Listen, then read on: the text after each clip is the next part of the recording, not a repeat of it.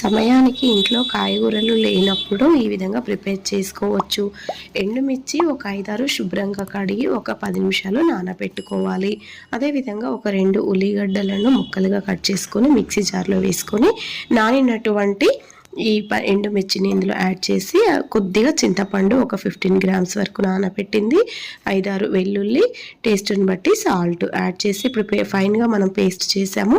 ఇప్పుడు దీనిని పోపు చేసుకోవాలి. ఉల్లిగడ్డ కారము చాలా టేస్టీగా ఉంటుంది. వేడివేడి అన్నంలోకైనా దోశలోకి చాలా టేస్టీగా ఉంటుంది. ప్యాన్ పై 2 స్పూన్ల ఆయిల్ యాడ్ చేసి వేడైనాక శనగపప్పు, మినపప్పు, ఎండుమిర్చి, జీలకర్ర, ఆవాలు, వెల్లుల్లి, కరివేపాకు, పసుపు యాడ్ చేసి దీనిని పోపు చేసుకుంటే దోశపైకి మనము మామూలుగా ఆనియన్స్ యాడ్ చేయకుండా ఇలా ఉల్లిగడ్డ కారం యాడ్ చేసిన మసాలా దోశ టైప్లో చాలా టేస్టీగా ఉంటుంది. ఫ్రెండ్స్, ఈ వీడియో నచ్చితే please do like, share, subscribe. Thank you friends.